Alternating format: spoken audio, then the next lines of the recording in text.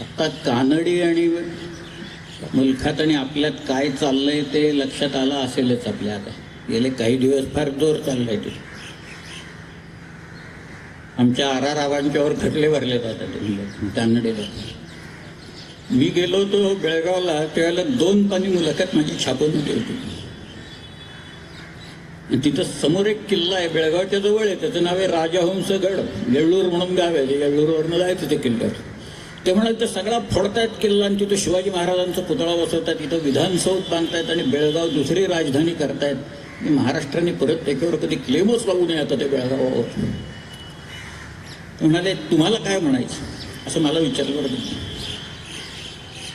मी म्हटलं शिवाजी महाराजांचं स्मारक जर का कर्नाटकी लोकांना उभं करायचं असेल तर ते बंगलोरला करा, कारण बंगलोर आमच्या ताब्यात होतं. बंगलोर शहाजीराजांच्या ताब्यात होतं.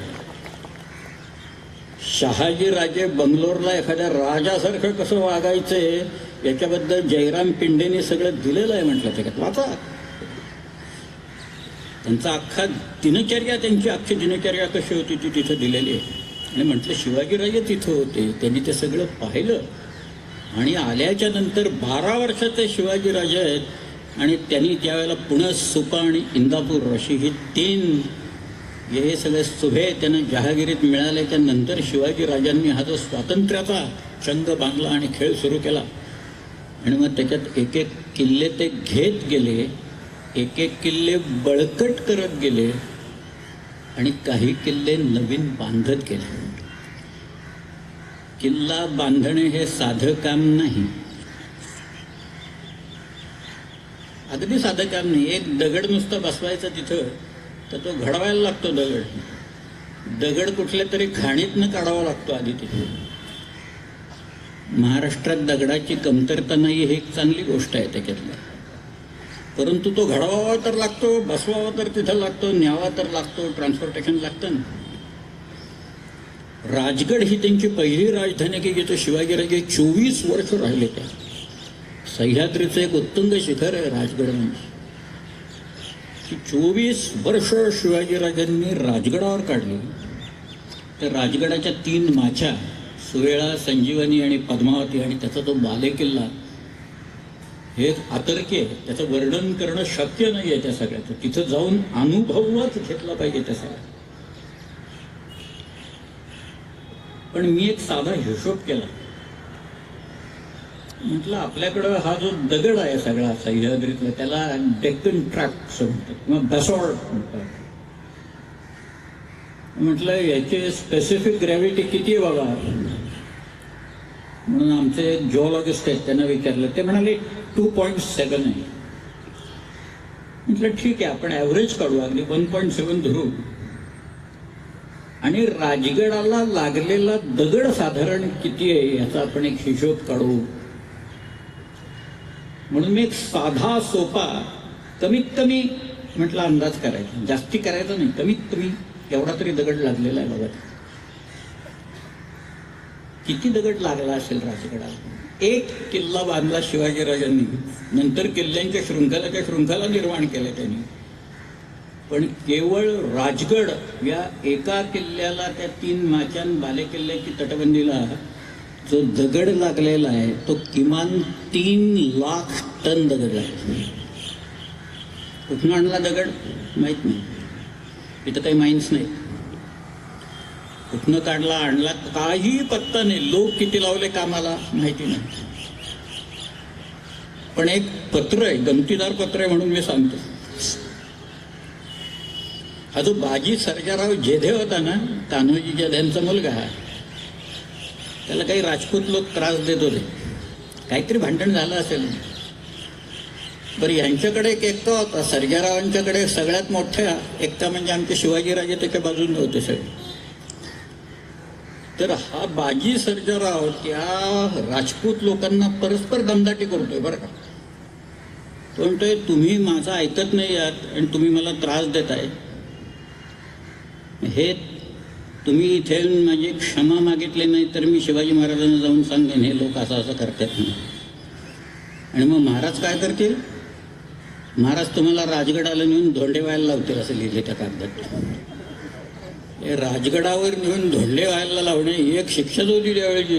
असं एक काय ते बांधकाम कसं काय केलं, कडेच्या टोकावरचं बांधकाम, 3-3 ओळींचं बांधकाम त्याच्यातलं अजूनही शिल्लक आहे. 350 वर्षानंतर पडलेलं नाही आहे. वर्तमानपत्र उघडलं, TV लावला की एक इमारत पडताना दिसते आपल्याला त्याच्यानुसार. तसं नाही आहे ते कुठेही, पक्क बांधकाम आहे म्हणून ते सगळे लोक म्हणतायत, युरोपियन लोक म्हणतायत. जिंजीचा किल्ला शिवाजीराजांनी ज्या वेळेला घेतला, जिंजी कुठे माहिती आहे का? जिंजी मद्रासच्या दक्षिणेला 150 किलोमीटरवर किल्ला आहे जिंजी. चंद्रगिरी, कृष्णगिरी आणि राजगिरी असा मिळून त्याला प्रत्येक किल्ल्याला तटबंदी आहे आणि जिंजीला पूर्णपणे मोठी तटबंदी त्याच्यात. एक गाडावरनं जाईल एवढं पॅरापेट वॉल आहे ते जिंजीची. तिकडे चंजी म्हणतात त्याला. तो जिंजीचा किल्ला शिवाजीराजांनी घेतल्यावर पहिल्यांदा त्यातला बराचसा भाग पाडून टाकला आणि नवीन बांधला. पॉंडिचेरी त्यावेळेला आपल्याकडे होती बरं का. Pondicherry Shivaji महाराजांच्याकडं.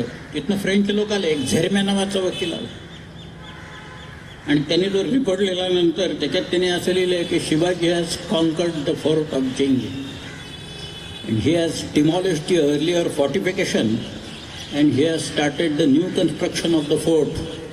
The bastions are so strategically placed that the fort appears to be constructed rather by the European engineers than the Indians. European लोकांच्या पेक्षा उत्कृष्ट बांधकाम शिवाजी महाराजांनी इथं केलेलं आहे. किल्ल्यावर बायलावरच लक्षात येते विलक्षण. हे आता काही जिंकाच्या पलीकडे गेलेलं आहे सगळ्याला. म्हणजे हे सगळे लोक, इंग्रज किंवा फ्रेंच लोक, स्वतःच्या दुर्गाच्या बाबतीत, त्या जिब्राल्टरच्या बाबतीत तर काय, रायगडाला जिब्राल्टर ऑफ द ईस्ट म्हणताय तिकडे येऊन त्याच्यात. जिब्राल्टर अभेद्य आहे तर खडक जिब्राल्टरचा. स्पेनच्या ह्याच्यात येत होतं, मी पाहिला आहे तो लांबून जहाजावरनं पाहिला आहे मी. गंमत म्हणजे आपल्याकडं सह्याद्रीतनं उतरायला खूप वाटा आहेत खाली, कोकणात उतरायला. त्यातल्या काही गाड्या जातील अशा वाटा आहेत, काही माणसंच जातील एवढ्या आहेत, काही बारकी जनावरं जातील एवढ्या वाटा आहेत. याचे सर्वे कुणी केले होते? शिवाजीराजांना माहिती होतं हे सगळं. शिवाजीराजांच्या सगळ्या मुलखाचा नकाशा पर्वतराव नावाच्या एका माणसाने काढलेला औरंगजेबाच्या समोर होता तेव्हा. पण औरंगजेबाने अब्दुल माबूद नावाच्या एका माणसाला पाठवून या घाटवाटा कोकणात उतरणाऱ्या किती आहेत त्या सर्वे कर बघू. 260 वाटा आहेत. त्यांनी हिशोब दिलाय सगळा त्या अब्दुल माबूद. औरंगजेबाने सर्वे केला त्याचा. पुण्याहून निघालं तर पुण्याहून रायगडला जायला पूर्वी आम्हाला 2-2 दिवस लागायचे चालत. आता 500चं धरण झाल्यावर आम्ही लॉन्चमधनं जातो, मग 1च दिवस लागतो चालायला. पण मग तामिणीचा घाट सोडला तर कावल्या बावल्याची खिंड आहे तिथनं. त्याच्या पलीकडे गेलं तर एका घाटाचं नाव आता ही आपणच ठेवलेली असतात आणि आमची भाषाच विलक्षण आहे सगळे आणि लोकही विलक्षण आहे तिथं. त्यामुळं त्या घाटाचं नाव आहे बोचे घोळ असं तिथं. म्हणजे बोट टेकतच जावं लागतं तिथनं, त्याच्या घरी जाताच येत नाही तिथनं. त्याच्या पलीकडे एक फडताड म्हणून घाट आहे आणि बऱ्याच आहेत. म्हणजे मग मड्या आहे, शेवट्या घाट आहे, उपांड्याची नाळ आहे, गोप्या घाट आहे. ओळीनं खूप वाट आहेत खाली उतरायला. त्यातल्या त्या बोचे घोळीमधनं जो रायगड समोर दिसतो ना, तो त्या जहाजावरनं जिब्राल्टरचा खडक कसा दिसतो ना तसा दिसतो. पण केवळ दिसण्यावर नाही, त्याची जी मजबूती आहे त्या मजबूतीच्यासाठी इंग्रज लोक रायगड त्याची तुलना ही ते जिब्राल्टरच्या रॉकशी करतायत. केवळ अभेद्यता हा त्यातला सगळ्यात मोठा भाग. की अनेक इंग्रज वकील हे रायगडावर आले, खूप जण आले रायगडावर. टॉमस निकल्स या नावाचा आला, पीटर उस्टिक नावाचा वकील आला, हेनरी ऑक्झिंडन हा रायगडावर राज्याभिषेकाच्या वेळेला होता. त्याच्यानंतर अनेक मंडळी येऊन गेली. यांनी रायगड, त्या टॉमस निकल्सने असं लिहिलेलं आहे की शिवाजी महाराजांनी रायगड किल्ला घेतल्याच्या नंतर एक तटबंदी बांधलेली आहे, त्याच्या आत दुसरी तटबंदी बांधून तो किल्ला इतका मजबूत करून ठेवलेला आहे की जर का त्याच्यावर अन्नाचा पुरेसा साठा असेल तर अपुऱ्या शिबंदीनिशी अवघ्या जगाविरुद्ध हा किल्ला लढू शकेल असं त्यांनी लिहिलेलं आहे. रायगड एक किल्ला फक्त त्याच्यातला.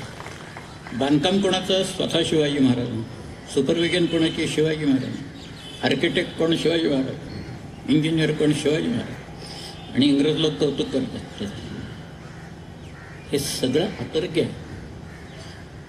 हे त्या इंग्रजांनी इंग्लिश रेकॉर्ड्स ऑन शिवाजीमध्ये कोण कोण काय काय शिवाजी महाराजांच्याबद्दल म्हणतं एकदा बघा तुम्ही. त्यांच्या ज्या कॉमेंट्स आहेत ना, त्या कॉमेंट्स ऐकल्यानंतर आपल्याला लक्षात येतं की काय यांना नेमकं काय म्हणायचं. आज शिवाजीराजे सह्याद्री एवढा पाठ होता लोकांना आपल्या की त्यांचं हेर खातं तगडं होतं. आणि हेर खातं कुत्रं आलं म्हणून सांगतो जाता जाता. त्याचा संबंध कर्नाटकाशी आहे म्हणूनच सांगतो. शिवाजीराजे दक्षिणेतून ज्या वेळेला परत येत होते त्यावेळेला हे जे धारवाड आहे ना, त्याच्याजवळ एक यादवाड नावाचं गाव आहे. त्याच्याजवळ एक बेलवडी नावाची एक गढी आहे. मल्लम्मा, त्या बाईचं नाव सावित्रीबाई, तिला मल्लम्मा म्हणायची.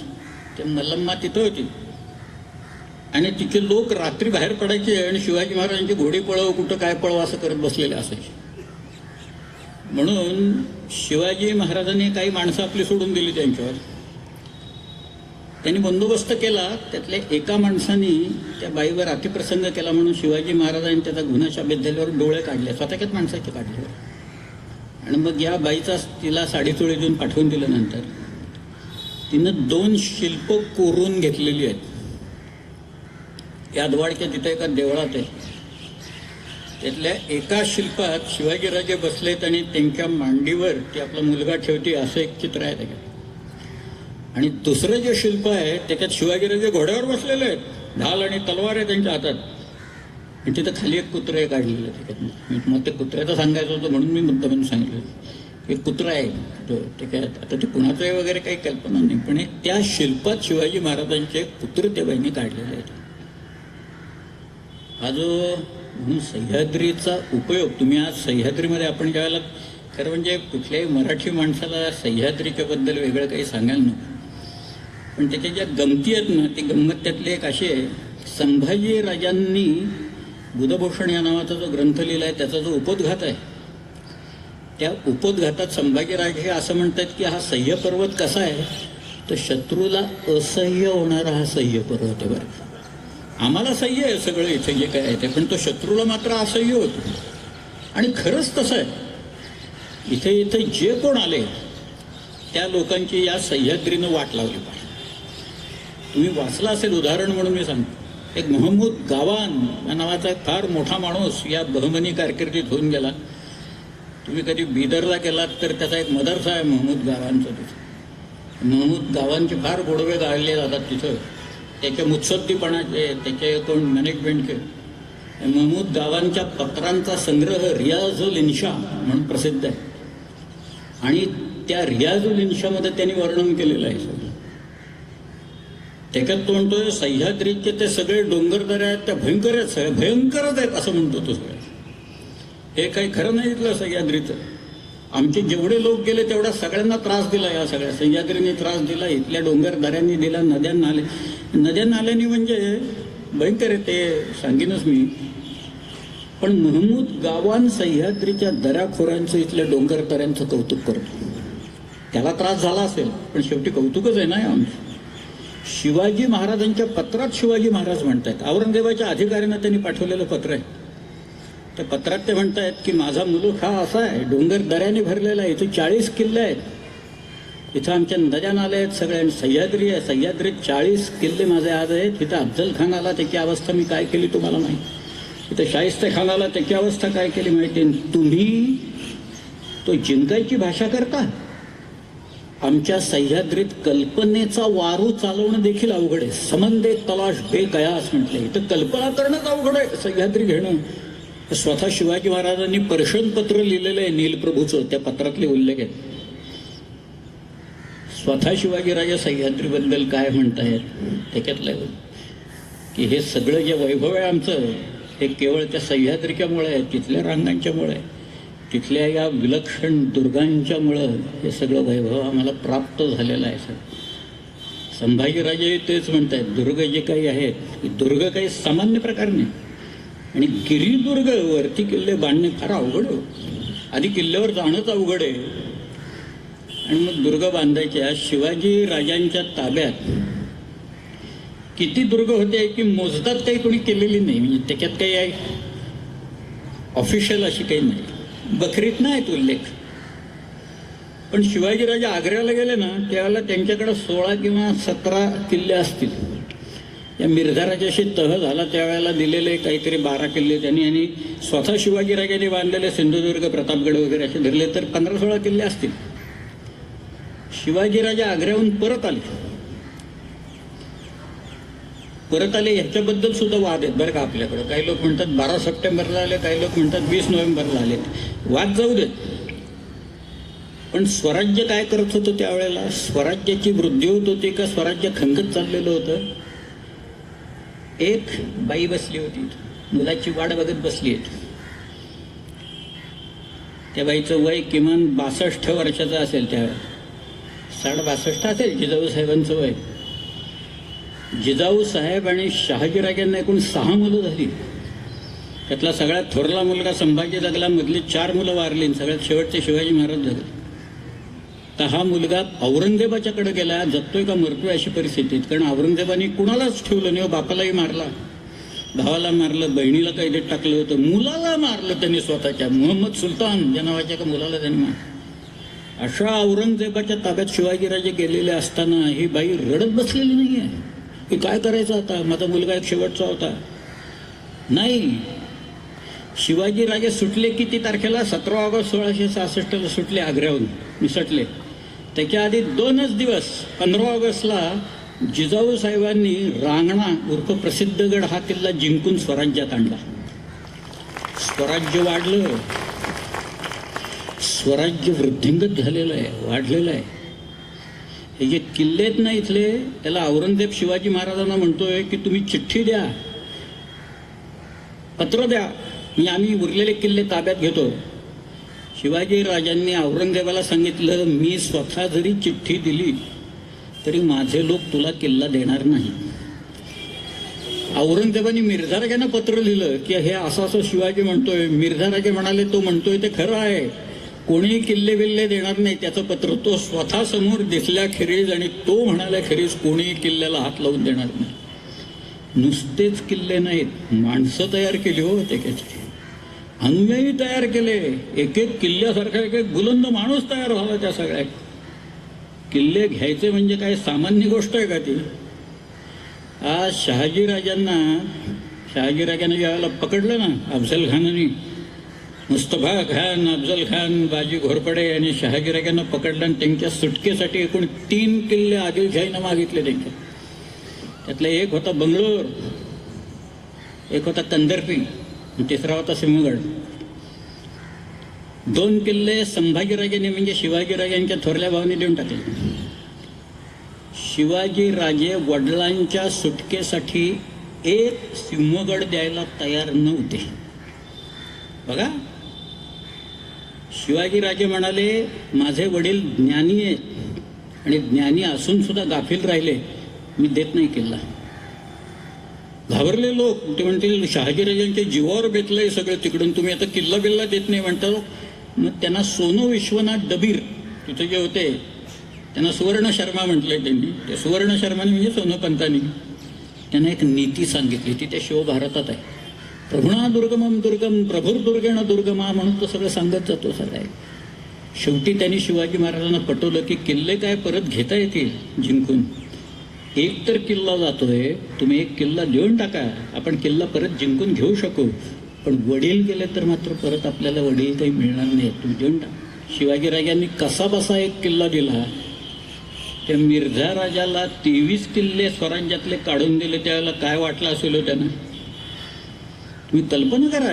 ह्या सगळ्या ज्या गोष्टी आहेत त्याच्यातला भावुकता मी म्हणत नाही, पण एखादा किल्ला घ्यायचा, आज किल्ल्यावर जायचं, ढाल तलवार घेऊन जायचं, रोपवेनं नाही जायचं, चालत जायचं, वरती लढाई करायची, किल्ला जिंकायचा आणि मग त्या किल्ल्याची व्यवस्था लावायची.